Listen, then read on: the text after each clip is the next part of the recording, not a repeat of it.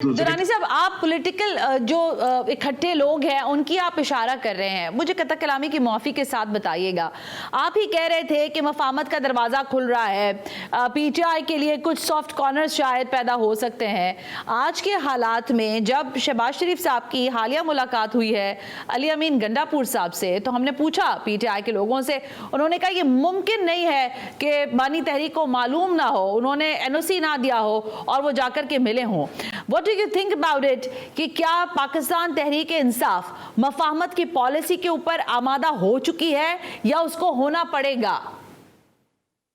देखें, जो अब तक मैं डिस्कशन कर रहा था वो एक इंटेलेक्चुअल और स्ट्रेटेजिक डिस्कशन थी। आप जो अब सवाल है ये प्रैक्टिकल टैक्टिकल पॉलिटिक्स का है। इसके बारे में मेरी बड़ी कंसिडर्ड ओपिनियन है कि पीटीआई को इस वक्त किसी भी सूरत में कन्फ्रंटेशन और टकराव सूट नहीं करता, ना ही हुकूमत को सूट करता है, ना ही मुल्क को सूट करता है। बिल्कुल ठीक बात। वक्त अवाम की, मुल्क की और तमाम पॉलिटिकल फोर्सेस की ये रिक्वायरमेंट है कि वो रिकंसिलिएशन का माहौल बनाते हुए एक दूसरे से ताउन करते हुए आगे बढ़े।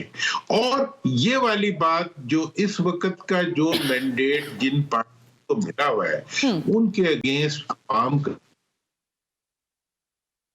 है वो एक उसके ऊपर दो पार्टीज प्ले करेंगी, पीटीआई प्ले करेगी, ऑपोजिशन का रोल प्ले करेगी। अब ये हुकूमत का मामला है कि वो किस तरीके से इस स्ट्रेसेस को कम करके आगे बढ़ने का रास्ता बनाते। लेकिन दुरानी साहब देखिए, आगे बढ़ने की जब हम बात कर रहे हैं ना, तो बहुत पुरानी बात कहेंगे आप शायद कि हो गई और उस पर काफी ज्यादा बातचीत भी हो रही है, लेकिन आगे बढ़ा तो जब जाएगा जब जो ज़ाहिर सामने वाला फरीक भी उसके लिए कोई पेशकदमी करे।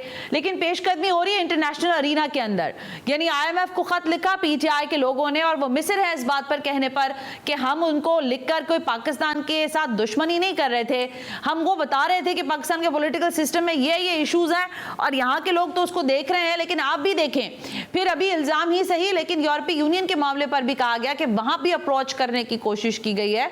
तो आप नहीं समझते कि वो जो मफाहमत का अमल होगा या जो वो पेशरफ्त की आप बात कर रहे हैं उसको तो वैसे ही डेंट पड़ रहा है क्योंकि पीटीआई अपनी पुरानी ही रविश पर चल रही है? देखिए, पीटीआई की जो रविश है उसके अंदर जो पॉलिटिकल एंगल्स की थोड़ी कमजोरी होती है, टकराव की तरफ जो लेके जाती है। मैंने तो रिकॉर्ड पे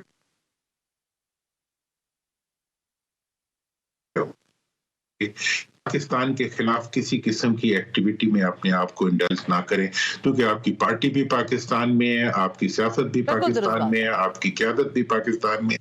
अगर आप इन सब को निगलेक्ट करते हुए पाकिस्तान के इदारों के खिलाफ बैठ के बाहर से काम करेंगे तो उसका कोई फायदा नहीं होगा। और मैं ये समझता हूं कि इस चीज का एहसास करते हुए जो यहाँ लीडरशिप मौजूद है उसने फौज के बारे में अपना रवैया मजीद चेंज कर, इसी तरह मुल्क की मईशत के बारे में किसी किस्म की रुकावट पैदा अवाम के हक में नहीं है।